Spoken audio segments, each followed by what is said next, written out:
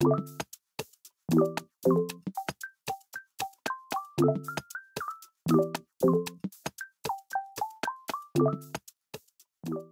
everyone, welcome back to my channel. I hope you're all doing well. We have some important things to talk about today.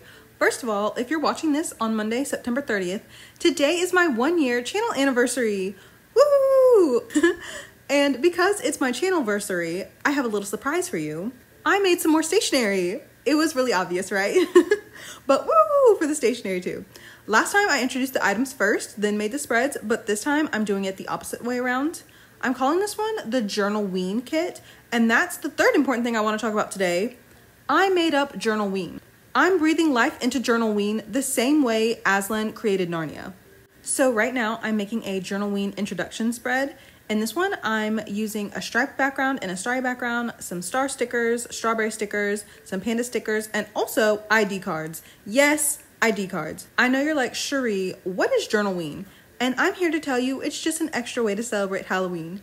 I want to make lots of fall and Halloween spreads this month as I enjoy the season, and JOURNALWEEN is quite literally just journaling about fall and Halloween related things. I did also make some simple journal prompts. I'll put them on the screen right now in case you want to screenshot them, but I'm also going to post them in my community tab. I set the post to go up at 9 a.m. on October 1st, so depending on when you're watching this, it may or may not already be up. But yeah, let's circle back, I guess. My 1-year channelversary. I know that we don't know each other that well, but I'm a huge quitter. I love to quit. I love to give up. I don't like when things are hard. I don't like change. So quitting is as natural as breathing to me. But look at us. Who would have thought? 1 year later, and here I am. I love my YouTube channel. I love having a space where people can briefly pause for 15 to 25 minutes and share the same interests, even if the interest is just journaling. Every time someone tells me I've inspired them to start journaling or to start digital journaling, or that they used to journal and now they want to get back into it again, I'm honestly speechless. The fact that I could be a positive influence on even just one person is so meaningful to me. I don't think I have the words to explain how honored I feel whenever I read something like that. And also, I wanted this to be a space where no one is trying to sell you anything. I've gotten multiple comments from people saying they've always wanted to keep a journal, but it's too expensive, or that the stationery they like is inaccessible, and I feel the exact same way. I'm so happy that I can be helpful to anyone at all for any reason. I started my channel because I wanted to share my hobbies and the things that I liked, things that I love, with other people.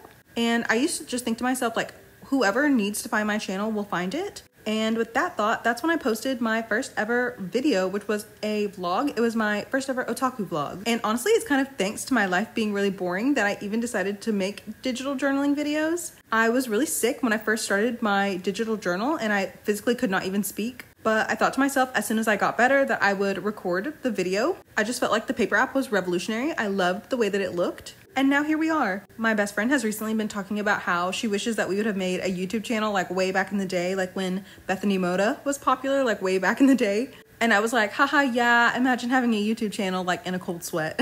I don't know if I'll ever tell anyone that I have this channel. Maybe my mom, maybe, but probably not. This is my little secret.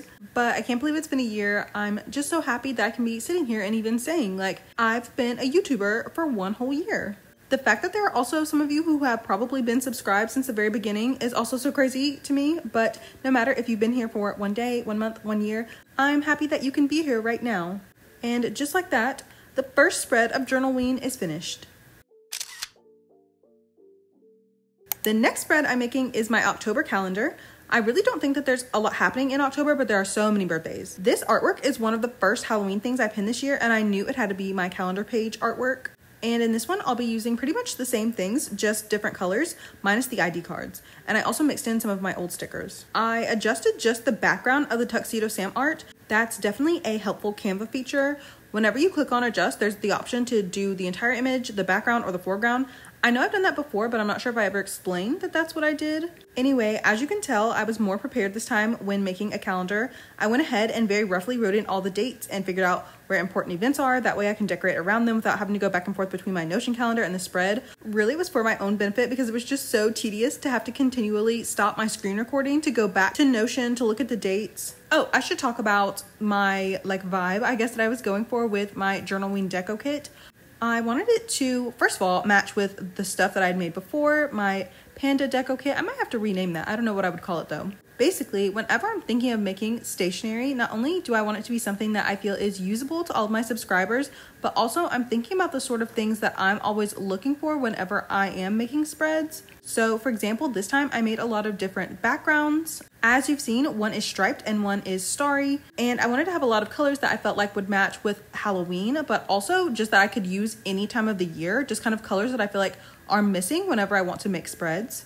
Normally, I really like pastel colors, I feel like, with kind of like small, like bright, vibrant accents, but I really made everything in this deco kit pretty bright and vibrant. I'm definitely still going to be mixing in pastels, of course. I couldn't live any other way, but I do think it's a little bit of a challenge to have all this bright stuff and to make it look okay together. I was also scrolling through my Pinterest board of things that I've saved for Halloween that I want to use in these spreads, and I was kind of looking at the color palette for everything. There's a lot of Sumiko Gurashi art that I want to use. So I was just thinking to myself, like, it needs to look good with these items as well. So that's kind of how I went about determining the color palette. As for the designs, I kind of wish I would have started brainstorming a lot earlier. I've been working on this for probably about 2 months at this point now, I'm gonna say. So I did technically start with plenty enough time to kind of finalize all of my ideas. But I feel like I'm going to have sudden, like, oh, I should have done this thoughts, like, as the Halloween season is going on, as opposed to, like, it was kind of difficult to think of designs that might be more helpful when it was still like the middle of the summer, you know? But in general, I'm really happy with everything, and there's always next year if I want to make more Halloween stationery. And also it's definitely, I would say, Halloween themed, not so much fall themed. So that's also a good idea for next year, maybe to do more like maple leaf, acorn, that kind of thing. I don't know why I'm saying them in like their singular form instead of plural. Just one acorn, just one leaf. But anyway, this calendar for October, all of the birthdays. I don't know if SM Entertainment will do their Halloween thing again because of the tragedy, of course, that happened in South Korea a couple years ago. I feel like maybe the Halloween stuff might still be canceled. I would love to see NCT Wish get to do some Halloween stuff though. Even if it's just like a dance practice where they're wearing costumes, I hope that they get to experience Halloween as K-pop idols at some point. Halloween is my favorite holiday, so I always welcome any kind of Halloween content that my favorite K-pop idols might give me. I feel like this calendar looks a tiny bit empty compared to other months, but I definitely will go back in and fill in any kind of new events if they arise. I think it looks really cute though. The last spread I'm making in today's video is my October TBR, pretty much the most important TBR for my whole year. I'm going to be using some striped backgrounds, old and new star stickers, a pumpkin memo sheet, and a witch hat memo sheet. I always add way too many things to my October TBR.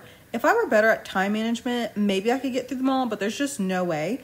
And also because I love doing themed TBRs every single month, throughout the year, if I come across a manga or a manhwa that sounds really good, but has kind of a Halloween-y theme, like whether it's supernatural or maybe kind of like darker, I will literally not read it and I'll put it off until October. And then of course I get to October and I'm like, oh, there are 25 different things on my list. Just absolutely goofy. That's why I knew when I was starting the spread that I needed to make it kind of more simple because I needed space to write. Also, I didn't even finish my October TBR from last year. So I was like, do I put those on this list? Do I not? Am I still interested in reading those things? There are some sequels that are out now for certain titles that I'm like, do I put those on my list? Did I like them enough last year to read them this year? And the thing is, not everything needs to be read in October, but I feel like a lot of the stories, it's not that they have a fall vibe, it's that they have a Halloween vibe. Because fall is all the way until what, like December 18th, 19th, something like that.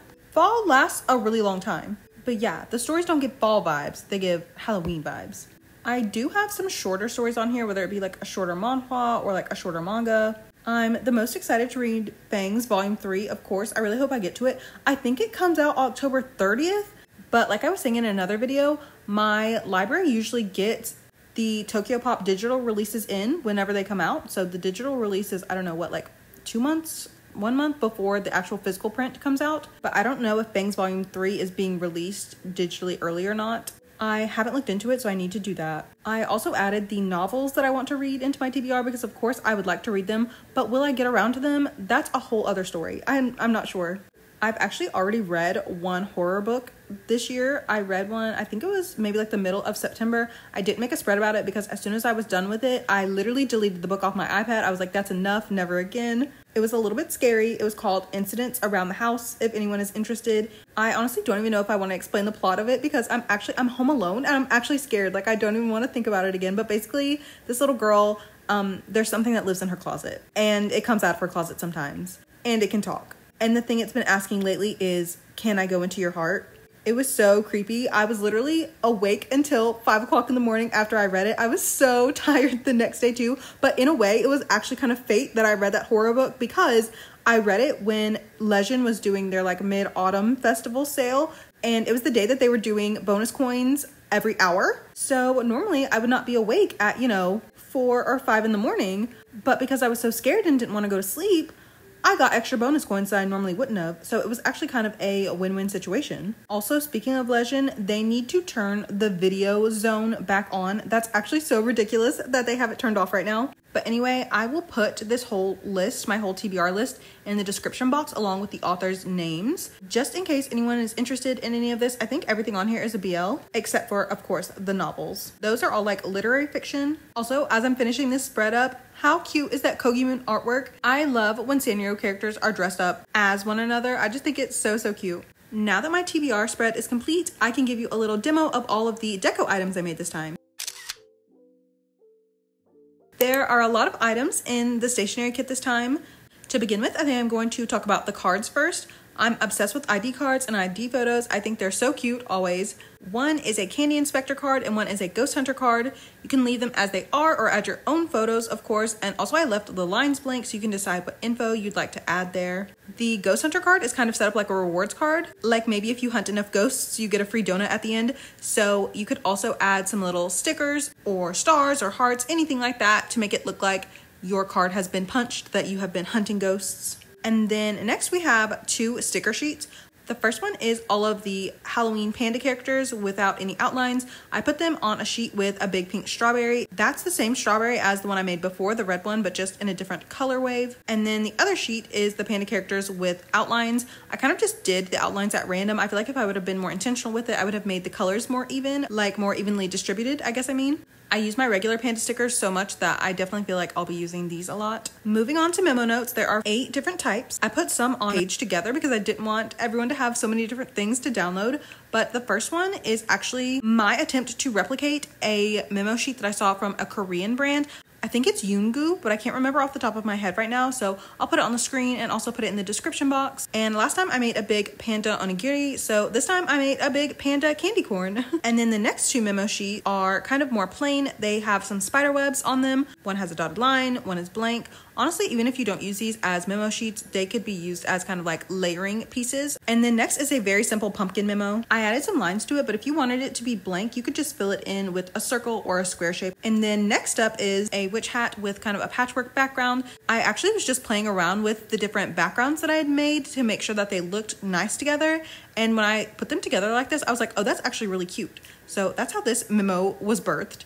And then the other 2 are kind of Barbie witch themed. They're just pink and hot pink. One is the inverse of the other. It reminded me so much of my childhood because I think when I was 7, I was a Barbie witch, specifically a Barbie witch. And my costume, it had like this kind of pink mesh part that had like some stars on it. And it reminds me so much of the colors of these memo sheets. So that's really where the inspiration came from. That's all of the memo sheets. But kind of in the same vein, I also made some label stickers. One of the things I'm always looking for are labels. I always want labels. I'm definitely going to keep that in my mind to make more in the future. But these are just in fun Halloween colors and they're little bats. I thought these are perfect to write the date. You could do it with just numbers, or you could also, if it's the beginning of October, you could do OCT and then a singular number. I've really been wanting something like this and I thought it was interesting to make them vertical instead of horizontal. And then last but not least, I made so many backgrounds. I don't even know if I should call them backgrounds, of course, but you know what I mean. Kind of like my striped ones in my last stationery kit. You can use these for all sorts of things. They could be full entire backgrounds in a spread. They could be kind of like little memo notes off to the side. They could be layering pieces.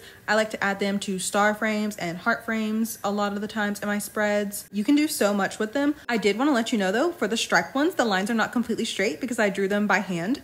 That might be bothersome to some people, but if you want to make sure that they line up properly. All you have to do is flip them. I'll show you on the screen right now, but it's really that simple, and then it'll line up perfectly. That's everything I made this time. I hope that you like everything. I hope that you'll be able to use all the items well. And for my subscribers that like to journal physically, I'm so sorry if this is a lot to print out if you are interested in using them. But now that I've explained everything and hopefully you got some good visual examples, now we have to go put the spreads I made today into my journals.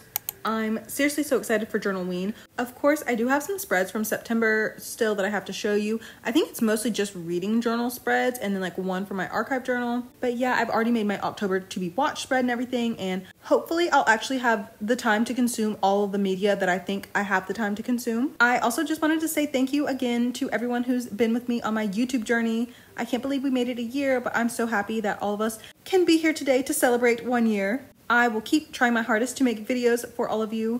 Thank you for watching today's video, of course. Everything that I used in my spreads will be in my Pinterest board. My Pinterest is linked in the description box always, along with my other social media accounts. I'll also have the link to the Google Drive folder for my new stationery kit. I'll have that one and my old stationery kit too. Of course, always I'll leave them in the description box from now on. I feel like there's something I'm forgetting to say, but I don't know what it is. Like, my remember all is turning red, but what is the thing that I've forgotten? But anyway, I hope that your September was good, and if it wasn't, I hope that your October is better. I hope that we can have a fun and productive Journalween together. And with that said, I'll see you in the next one.